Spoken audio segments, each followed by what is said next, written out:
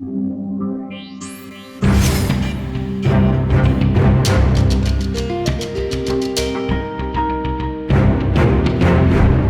to Advocate Today. I'm Tracy E. Gilchrist. Tony winner Alan Cumming is an icon in his own right. He's an actor with an extensive profile of work and has been a longtime advocate for his LGBTQ plus community. He's adding host to his resume with the Peacock reality series The Traitors. Alan and I went one-on-one to discuss the whodunit format, the show's campiness, and more. I'd love to begin by saying congratulations again on The Traitors. People are obsessed with it. And I wonder if you would share some background about what it was like to shoot this series in the Scottish castle where you get to quote Shakespeare and etc. It was such fun. It was, I was a little late. I'm going to come closer. It was a really fun thing to do because it was so an unusual thing for me. And it was, this evolving thing. It was the first, we shot ours first before the British version. So we were just sort of, I don't know, kind of making it up as we went along in terms of what my character was going to be like, how I would interact with the contestants. And obviously, I was playing this heightened version of myself, a very sort of theatrical Scottish laird. And I just loved that. I felt it was like an acting job more than a hosting job. And there we were in this beautiful, beautiful place, kind of putting these people through these terrible things. Yeah, absolutely. Are you surprised by the reaction? I mean, people are truly obsessed with this show. I am quite surprised. I mean, it's been this massive, massive, massive hit. And I sort of thought that, because when I watched the Dutch version, which is the one they sent me to show me that it was based on, I became obsessed with it. I became really like, oh my God. And, it very quickly gets under your skin. So I understand that people, when they watch one, they just want to watch the next one. And I felt that myself. So I did think it would be compulsive viewing. I just didn't think it would be such a massive cultural thing, but obviously it's very nice. Yeah, wonderful. And I think part of the appeal is this real social experiment. And what fascinated me, and I really found myself shouting at my television during the roundtables, because people would come in with these ideas about, oh, well, no, so-and-so can't be a traitor. They would never do that to me, but it was random. So I wonder what that was like to watch these people go through these machinations. Oh God, I was so wanting to scream at them when they would make, and also, they're in a bubble and they're completely obsessed. The contestants, they're in this place that they don't have their phones. They're kind of kept apart at night. They're not allowed to. So all they thought about was the traitors. So that's why I think they went to these sort of sometimes really irrational and insane lengths to make up things about people. And I wanted to say, when they would say, oh, I know you'd never, they wouldn't be a traitor. They're too nice or something. You think it's a game. It's called The Traitors. The only reason anyone's a traitor is because I tapped them on the shoulder. Right. But it was so interesting to sort of see, and also to see the pack mentality of people all ganging up on people. Mm-hmm. It got a bit Lord of the Flies a few times, and I find it fascinating. But also, I did want to just slap them, sometimes. I'm sure. And one of the, I think that Kate is kind of this really fun, she became a villain, but she was really just trying to speak the truth. And what was that like to watch? Because, that was really fascinating to me, how she became the target every week. Well, I think it was interesting because she got really disheartened and really wanted out. Yeah. And she was such a bad team player. Like the one when they pushed all the barrels up the hill, she was just really revolting. She was a little child. Yes. And really pissed everybody off. And but what I thought was interesting was that then, because of that, the traitors didn't want to kill her because they knew that, and the faithful didn't want to banish her just to let her go home because she wanted to go home. So there was an interesting thing.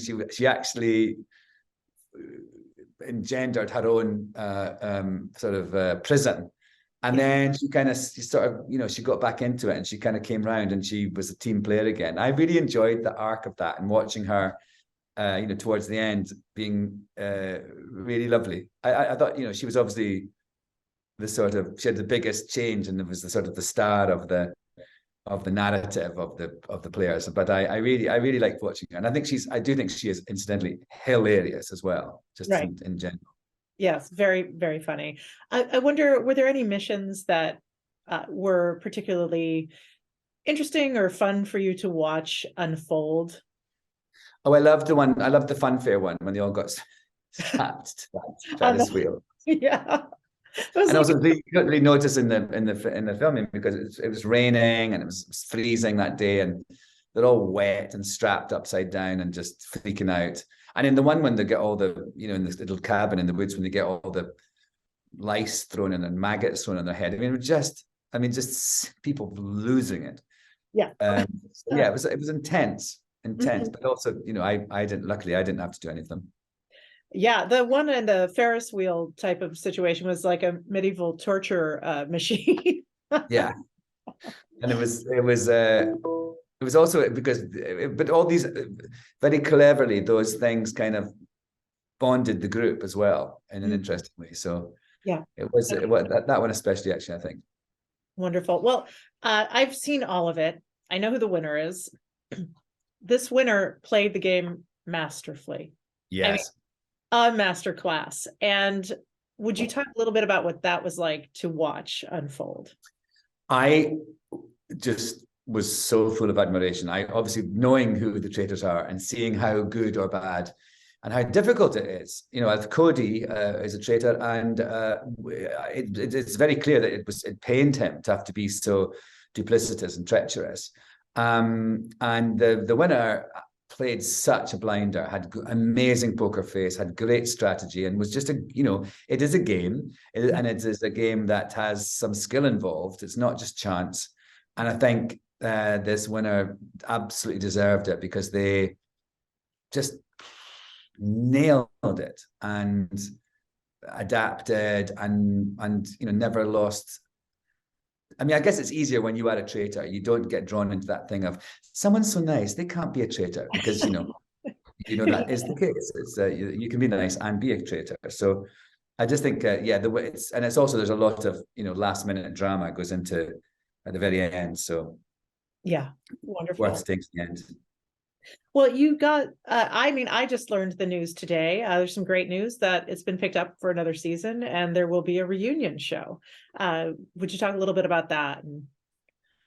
Well, I'm very excited to be doing a second season. I think it's great. Yeah, I'm actually really looking forward to it. I mean, it was such fun. It was one of the most fun things I did last year, actually. I mean, I did lots of really exciting things last year, shot different things, devised a dance theatre piece about Robert Burns that I performed at the Edinburgh Festival in New York. And so I did some really exciting, challenging things. But actually, when I looked back at the end of the year, the thing I loved most was the Traitors. It was such a hoot. So I'm really glad to get the chance to do it again. I really am. Amazing. And then I know you also have Chicago coming out, which congratulations. Yep. Yes, that comes out, and I think it's April, is it? Or March, I can't remember. It's this follow-up to Schmigadoon, which we did on Apple Plus. And in Schmigadoon, it was, two people go over a bridge and they go into this world where the characters are sort of stuck in the 40s and 50s Hollywood musicals. And this time they come back and all the same characters are now in the 60s and 70s musicals. And so this season is called Schmicago. It's a little darker, but it's really fun. And I do think you teased when I spoke with you last, something that you and Kristen Chenoweth got to do together in the news. We kind of we'd sing a big song with orphans. It's sort of a fusion of Sweeney Todd and Annie. And instead of making, and we make pies. We have this plan to make pies with full of orphans. Amazing. Well, Alan, I won't take any more of your time. Thank you for speaking with me again. And I love your outfit, by the way. Have a beautiful Thank you. Thank you very much. Nice to talk to you again. Yeah. It's nice to chat with you. Take care.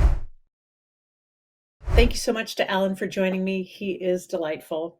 The Traitors is streaming now on Peacock. You can open the Advocate Channel YouTube page for more of my interviews with the biggest names in entertainment.